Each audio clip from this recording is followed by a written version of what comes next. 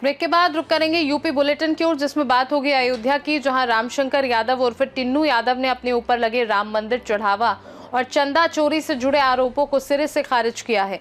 आगे बात करेंगे बदायूं की, जहां थाना दातागंज क्षेत्र में पुलिस और पशु चोरों के बीच मुठभेड़ में एक शातिर भैंस चोर को गिरफ्तार किया गया है। ऐसी तमाम खबरों पर विस्तार से डालेंगे नजर।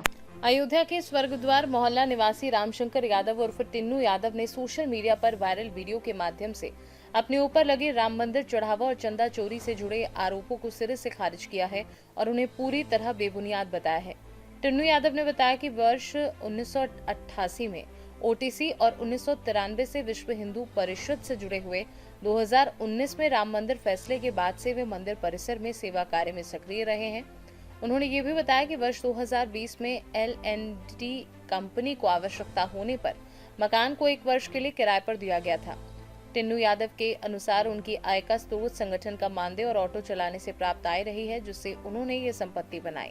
लगभग 50 करोड़ की संपत्ति के आरोपों को उन्होंने निराधार बताते हुए कहा कि सच का फैसला भगवान करेंगे। बंधुओं सादर जय श्री राम। मेरा नाम रामशंकर यादव उर्फ टिन्नू। मैं अयोध्या स्वर्गद्वार मोहल्ले में जन्म हुआ। हमारा जन्म तिथि हमारी है 51 वर्ष और मैं 1988 में ओटीसी किया। 93 में विश्व हिंदू परिषद से जुड़ा राम जन्मभूमि न्यास से, इसी में कार्य करते रहे। 2019 में जब निर्णय आया जन्मभूमि का, उसके बाद हमें यहाँ जनकार सेवकपुरम से मंदिर परिसर में लगा दिए सेवा कार्य में, वहाँ कार्य करते रहे। जो हमारे ऊपर सोशल मीडिया के कारण आरोप लगाए जा रहे हैं वो सब निराधार हैं, ये गलत है। हमारे मकान के बारे में जो दिखाया जा रहा है वो भी गलत है। बंधुओं, जो हमारे जमीन के बारे में बताया जा रहा 50 करोड़ रुपए, वो 2008 में हमने बैनामा कराया था और 2015-16 में हमने इसको निर्माण कराया। 2019 फैसला आने के बाद L&T जियो आई, उसको आवास की जरूरत थी। हमारा आवास खाली था, मैंने उनको रेंट पे दे दिया और वो रेंट पे रहा उनके साथ L&T जियो। बंधुओं, मैं यह विषय आपके सामने रखना चाहता हूँ। मेरे पास इतना पैसा कहाँ से आया इसके बारे में बता रहा हूँ। मैं संगठन का कार्य करते समय साइड से अपना ऑटो का कार्य भी करता था। ऑटो से 2 पैसा हमको प्राप्त होते थे। संगठन में जो हम कार्य करते थे उसको हमको मानधन मिलता था। ऑटो से जो हमको इनकम होती थी वो सब पैसा मैं इकट्ठा करके 2008 में हमने ये जमीन खरीदा। 2015-16 में हमने उस भवन का निर्माण कराया। 2019 में निर्णय आने के पहले हमारा मकान बन के तैयार हो गया था। 2020 में L&T जियो आई फाइलिंग करने के लिए, उसको आवास की जरूरत थी। मेरी उनकी बात हुई, संजय सर उसमें थे, साजन थे, उनसे हमारी बात हुई। उन्होंने कहा L&T जियो को एक आवास की जरूरत है, 10-8 कमरे की। L&T जियो को हमने उसको रेंट पे दिया। इसी धीरे धीरे वो 1 साल तक उसमें वो रहे। यही सब हमारा आमदनी का जरिया था। आज हमारे ऊपर जो आरोप लग रहे हैं 50 करोड़ की संपत्ति, वो सब निराधार है। जो हमारे ऊपर आरोप लगा रहे हैं लोग, 50 करोड़ की संपत्ति है, वो तो भगवान जान रहे हैं सारा। वीडियो के अंत में उन्होंने जय श्री राम कहा। अयोध्या से सीनू संवाददाता IB सिंह की रिपोर्ट। थाना दातागंज क्षेत्र में पुलिस और पशु चोरों के बीच मुठभेड़ में एक शातिर भैंस चोर को गिरफ्तार किया गया। जवाबी कार्यवाही में बदमाश के पैर में गोली लगने से वह घायल हो गया, जबकि फायरिंग के दौरान एक पुलिसकर्मी भी घायल हुआ। घायल बदमाश को पुलिस ने गिरफ्तार कर उपचार के लिए अस्पताल भेज दिया है। पुलिस के अनुसार उसके कब्जे से अवैध असलाहा, पिकअप वाहन और नकदी बरामद की गई है। मामले में आगे की विधिक कार्यवाही की जा रही है। दातागंज थाने को सूचना प्राप्त हुई कि क्षेत्र में पशु चोरी से संबंधित अपराधी सक्रिय हैं। अगर सघन चेकिंग अभियान और नाकाबंदी करके प्रयास किया जाए तो उनको पकड़ा जा सकता है। इसी के क्रम में दातागंज पुलिस द्वारा बेला डांडी के पास चेकिंग अभियान चलाया जा रहा था, तभी दूर से एक पिकअप वाहन आता दिखाई दिया। पुलिस के द्वारा इशारे से उसको रोकने का इशारा किया गया, लेकिन उसके द्वारा पुलिस को देखते हुए तेज गति से वाहन को भगाया गया। पुलिस के द्वारा जब उसका पीछा किया गया तो आगे उसकी गाड़ी फंस गई और गाड़ी में बैठे हुए लोग उतर के भागने लगे। तभी एक गाड़ी से उतरे हुए एक व्यक्ति ने पुलिस के ऊपर लक्ष्य बना के फायरिंग की, जिससे एक आरक्षी घायल हो गया। पुलिस के द्वारा आत्मरक्षा जवाबी फायरिंग की गई तो एक व्यक्ति के पैर में गोली लगी। जब उससे पूछताछ की गई तो उसके द्वारा बताया गया कि उसका नाम गुलशन है और वो शाहजहाँपुर का रहने वाला है। आपराधिक इतिहास के बारे में पता किया गया तो उसके ऊपर लगभग 1.5 दर्जन से अधिक मुकदमे पंजीकृत हैं। उसके द्वारा बताया गया कि 2 दिवस पूर्व भी उसके द्वारा यहाँ किसी क्षेत्र में एक भैंस चोरी की घटना को अंजाम दिया गया था।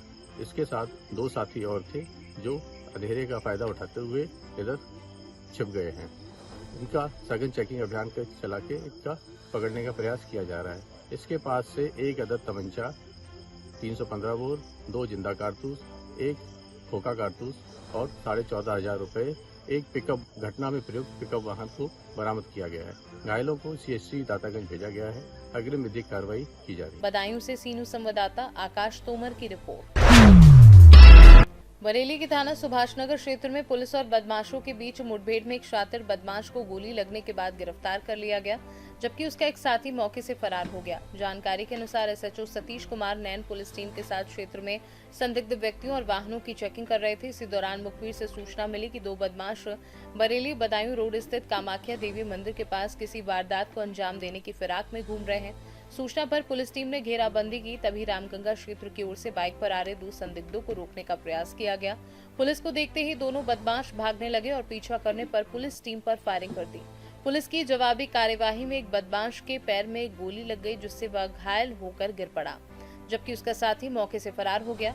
गिरफ्तार बदमाश ने अपना नाम समीर पुत्र नसीम जावेद निवासी जगतपुर चौकी सब्जी मंडी थाना बारादरी बताया है। उसके कब्जे से एक तमंचा, एक खोखा कारतूस, एक जिंदा कारतूस, घटना में प्रयुक्त बाइक और मोबाइल फोन बरामद किए गए हैं। फरार आरोपी की तलाश में पुलिस द्वारा लगातार दबिश दी जा रही है। आज बीती रात दिनांक 16/6/2026 को श्रीमान वरिष्ठ पुलिस अधीक्षक महोदय द्वारा संदिग्ध व्यक्तियों की चेकिंग व वांछित अभियुक्तों की तलाश के अभियान के दौरान थाना सुभाषनगर चौकी रामगंगा क्षेत्र में चौकी प्रभारी रामगंगा श्री प्रसून कुमार को मुखबिर खास के माध्यम से एक मोटरसाइकिल पर सवार 2 संदिग्ध बदमाशों के देखे जाने की सूचना पर प्रभारी निरीक्षक सतीश कुमार, चौकी प्रभारी प्रसून कुमार, चौकी प्रभारी रविंद्र सिंह और हमराही फोर्स के द्वारा बदायूं रोड पर BDA गेट के आगे निर्माणाधीन बाईपास के पास 2 संदिग्ध बदमाशों को रामगंगा की तरफ से करगेना की तरफ आते समय पुलिस बल के द्वारा सामने और पीछे से घेर कर रोकने की कोशिश की गई, जिस पर बदमाशों ने मोटरसाइकिल मोड़कर दाहिने तरफ कच्चे रास्ते पर मोटरसाइकिल मोड़ दी तथा बदमाशों को रोकने हेतु पुलिस पार्टी के द्वारा ललकारे जाने पर पीछे बैठे बदमाश ने पुलिस पार्टी पर जान से मारने की नीयत से फायर कर दिया, जिससे पुलिस वाले बाल बचे तथा बदमाशों की मोटरसाइकिल कच्चे रास्ते पर गिर गई। बदमाशों को आत्मसमर्पण की चेतावनी दी गई तथा नहीं मानने पर पुलिस पार्टी द्वारा अपने सरकारी असलहों से आत्मरक्षार्थ प्रभारी निरीक्षक सतीश कुमार व उपरीक्षक प्रसून कुमार के द्वारा एक फायर किया गया, जिस पर एक बदमाश गिर पड़ा तथा एक बदमाश मौके का अंधेरे का फायदा उठाकर भागने में सफल रहा, जिसका पीछा पुलिस पार्टी के द्वारा किया गया किंतु पकड़ में नहीं आया।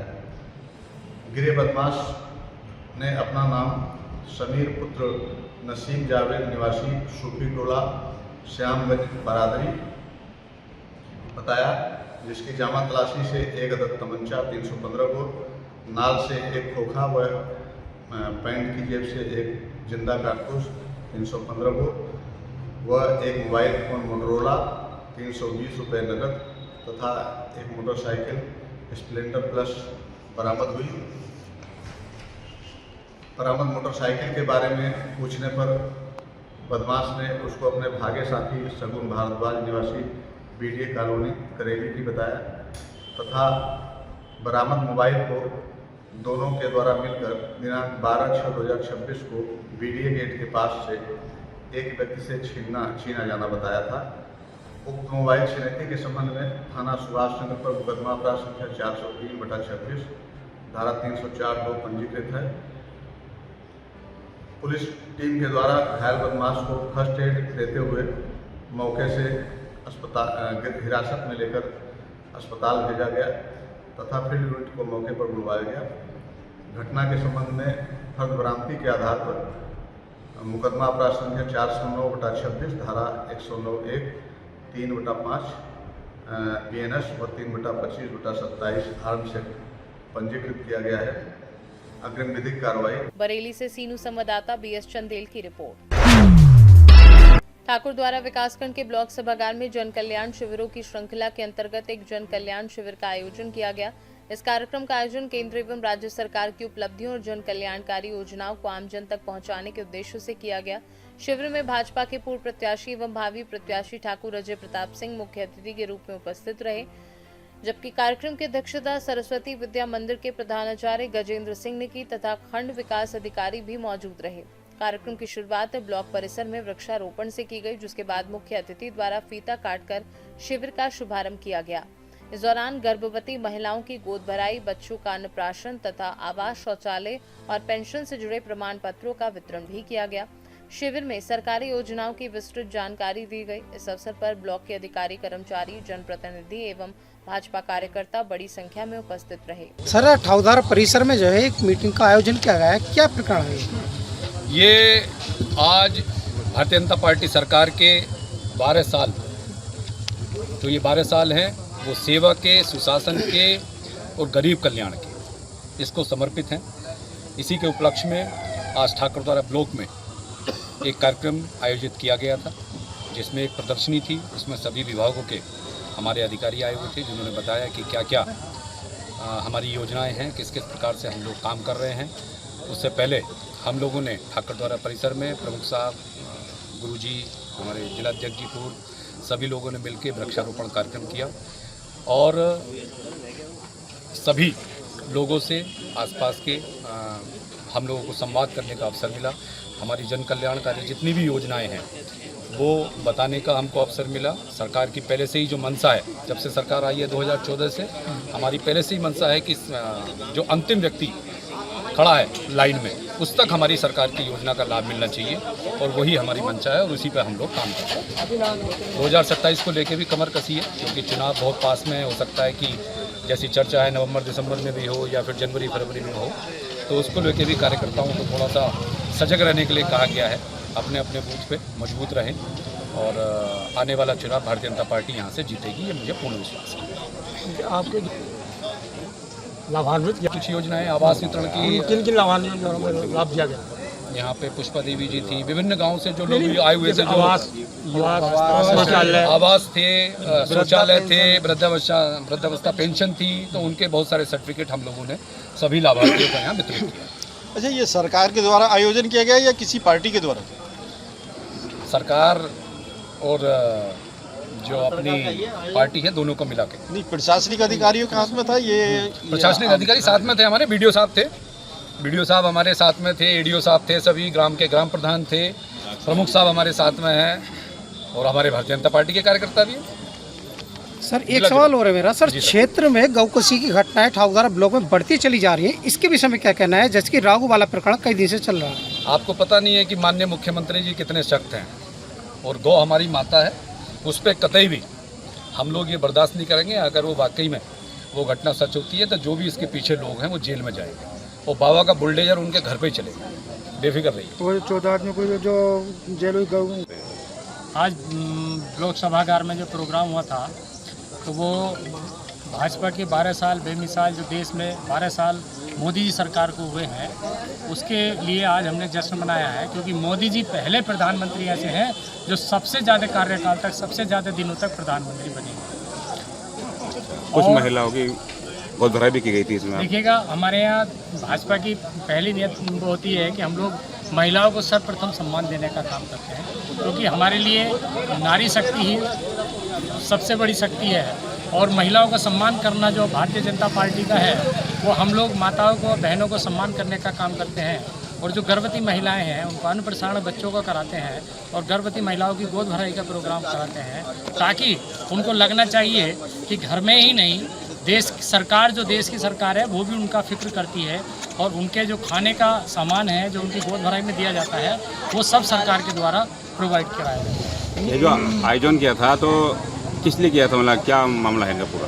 देखिएगा, सरकार ने जो काम किए हैं, सरकार की उपलब्धियां गिनाने का काम किया है, क्योंकि भारतीय जनता पार्टी की सरकार ने एक वादा किया था कि हम देश को सर्वप्रथम मानते हैं, उसके बाद सबको उसके बाद मानते हैं। और उसी नीति के साथ आज आपने देखा होगा कि मोदी जी की इस 12 साल की सरकार में, जब मोदी जी सरकार 2014 में बनी थी तो 11वें स्थान पर हमारा देश था, और आज देश की अर्थव्यवस्था में आप देख लीजिएगा विश्व में 4थे स्थान पर आज हमारा भारत है। और बहुत ही जल्दी जो लक्ष्य माननीय मोदी जी ने दिया है कि 2047 तक हम विश्व में नंबर 1 अर्थव्यवस्था बनेंगे, तो वो लक्ष्य दूर नहीं है। जब 2047 का जो हम सपना लेकर चल रहे हैं, वो हम मोदी जी और योगी जी के नेतृत्व में, प्रदेश में योगी जी के नेतृत्व में और देश में मोदी जी के नेतृत्व में देश को आगे बढ़ाने का संकल्प हमने किया। सर अभी जो है प्रधानमंत्री जी ने पेट्रोल को लेकर जो है कहा था कि उसका कम प्रयोग किया जाए, लेकिन कुछ समय के लिए तो ये चीज़ लागू हुई, लेकिन आज फिर वही स्थिति दिखाई दे रही है बीजेपी कार्यकर्ताओं के द्वारा भी। देखिएगा, मोदी जी का, वो हमारे देश के प्रधानमंत्री हैं, अगर वो किसी चीज़ का आह्वान करते हैं तो कहीं ना कहीं जनता के विश्वास उनको है और वो जनता का विश्वास करते हैं, और उनको लगता है कि अगर हम देश की अर्थव्यवस्था को संभालने का काम करते हैं, और मैं अपने देशवासियों से निवेदन करूंगा, अपने परिवार से निवेदन करूंगा, तो कहीं ना कहीं सब लोग नहीं मानते, क्योंकि विपक्ष तो मानेगा ही नहीं। विपक्ष को तो अगर हम कोई वादा करते हैं बीजेपी वाले तो उनको उल्टा ही करना है, लेकिन भारतीय जनता पार्टी का एक एक कार्यकर्ता ये प्रणबद्ध रहता है कि हम जो हमारे मुखिया ने, मोदी जी ने हमें संदेश दिया है, उससे हम जमीनी स्तर पर उतारने का काम करें। सर कुछ कार्यकर्ता कुछ दिन पहले घरों से पैदल चल कर आए थे, ऑफिस अपने पैदल पहुंचे थे, और आज फिर वो अपनी गाड़ियों से बराबर आ रहे हैं, तो उसका क्या अनुपालन किया गया? एक संदेश होता है, अगर मोदी जी ने या हमने अगर सफाई करने का अभियान चलाया और संदेश देने का काम चलाया कि साहब हम एक संदेश देना चाहते हैं कि प्रत्येक व्यक्ति को सफाई अभियान चलाना चाहिए, तो ऐसा नहीं कि साहब हम लोगों को डेली उसी काम में लगना है, क्योंकि हम लोग सफाई करते हैं, हमने प्रण लेना है कि 1 घंटा हम लोग श्रमदान करेंगे। और प्रत्येक भाजपा कार्यकर्ता का निर्णय है कि पहले जब हम 2-2, 3-3 गाड़ियों चलते थे, आज हमने यही कहा था कि प्रण लेते हैं कि बहुत ही इमरजेंसी में हम लोग गाड़ियों से चलेंगे, और उसके बाद जितनी बचत हो सके हम ईंधन की बचत करेंगे। मुरादाबाद से सीनू संवाददाता देश रतन सिंह चौहान की रिपोर्ट। थाना भवन में इच्छक ब्यूरो अध्यक्ष डॉक्टर तौहिद हसन एवं टीम के सदस्यों द्वारा क्षेत्राधिकारी श्याम सिंह का बुके भेंट कर सम्मान किया गया। इस दौरान सामाजिक सरोकारों एवं परिवार परामर्श से जुड़े विभिन्न मुद्दों पर विस्तार से चर्चा की गई। बैठक में परिवार समाधान केंद्र एवं परिवार परामर्श केंद्र के माध्यम से टूटने की कगार पर पहुंचे अनेक दंपतियों के रिश्तों को पुनः जोड़ने के सफल प्रयासों पर विचार साझा किए गए। सदस्यों ने बताया कि इन प्रयासों के माध्यम से कई बिखरे हुए परिवारों को फिर से एकजुट किया गया है, जिससे समाज में सकारात्मक संदेश गया है और आपसी विश्वास को मजबूती मिली है। सीओ श्याम सिंह ने परिवार परामर्श केंद्र की सराहना करते हुए कहा कि आपसी संवाद, समझदारी और सहयोग से अधिकांश पारिवारिक विवादों का समाधान संभव है। शामली से सीनू संवाददाता पंकज उपाध्याय की रिपोर्ट। सिद्धार्थनगर जिले के नौगढ़ ब्लॉक में जन कल्याण शिविर एवं स्वास्थ्य मेले का आयोजन किया गया। इस अवसर पर स्थानीय सांसद जगदम्बिका पाल, मुख्य विकास अधिकारी सहित जिले के कई वरिष्ठ अधिकारी उपस्थित रहे। प्रधानमंत्री नरेंद्र मोदी के कार्यकाल के 12 वर्ष पूर्ण होने के उपलक्ष्य में जिले भर में जन कल्याण शिविरों का आयोजन किया जा रहा है। इसी क्रम में नौगढ़ ब्लॉक में आयोजित शिविर में स्वास्थ्य विभाग द्वारा विभिन्न लाभार्थी योजनाओं के तहत सहायता प्रदान की गई। कार्यक्रम में आयुष्मान भारत योजना के तहत 2 लाभार्थियों को प्रमाण पत्र वितरित किए गए। वहीं टीबी से पीड़ित मरीजों को पोषण पोटली प्रदान की गई। इसके साथ ही मातृ वंदना योजना के अंतर्गत लाभार्थी महिलाओं को भी प्रमाण पत्र दिए गए। शिविर में बड़ी संख्या में आमजन ने भाग लिया और विभिन्न योजनाओं का लाभ प्राप्त किया। प्रधानमंत्री श्री नरेंद्र मोदी जी के प्रधानमंत्री के रूप में 12 वर्ष पूरे होने के बाद देश में वो सबसे लंबे समय तक प्रधानमंत्री के रूप में उनका कार्यकाल हुआ। उन्होंने इसके पहले जो पंडित जवाहरलाल नेहरू का कार्यकाल था, उस कार्यकाल के भी रिकॉर्ड को तोड़ा है। लेकिन केवल कार्यकाल के रिकॉर्ड को नहीं तोड़ा है, बल्कि उन्होंने रिकॉर्ड उपलब्धियां भी बनाई हैं। चाहे वो भारत के कश्मीर का आर्टिकल 370-35 में हो, 2/3 बहुमत से संविधान संशोधन करके आज जम्मू कश्मीर हमारा भारत का अभिन्न अंग हुआ है, जिसको यूनाइटेड नेशंस में कांग्रेस के ज़माने में पाकिस्तान उसको यूनाइटेड नेशंस में लेके जाया करता था। आज 3 तलाक जो एक 30 त्रासदी थी कि मुस्लिम कंट्रीज में ये कानून नहीं था, उस कानून को समाप्त किया। आज जहाँ केवल 75 एयरपोर्ट थे, आज 165 एयरपोर्ट हैं।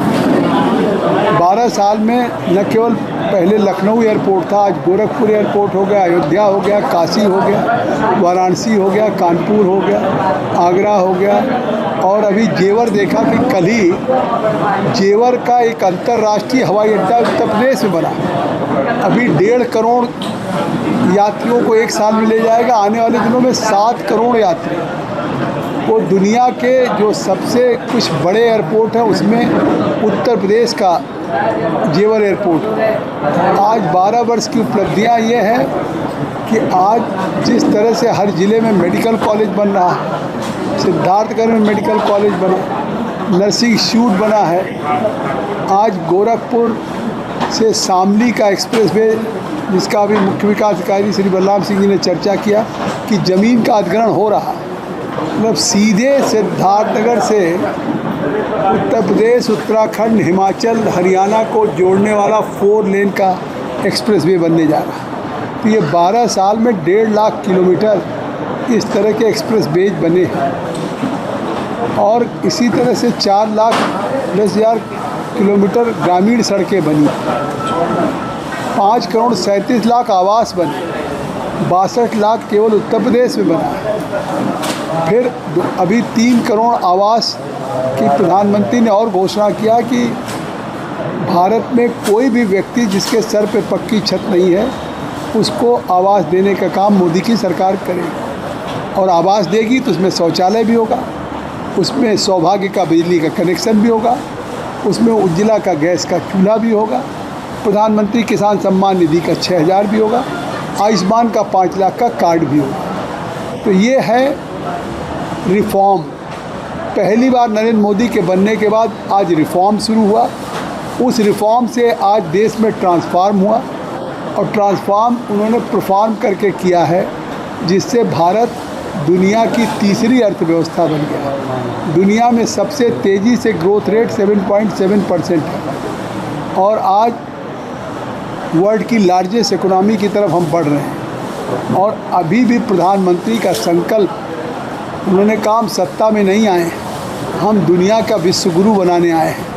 आज भी वो G7 के सम्मेलन में फ्रांस में कल दुनिया की निगाहें लगी हैं डोनाल्ड ट्रंप अमेरिका के राष्ट्रपति और मोदी की मुलाकात की।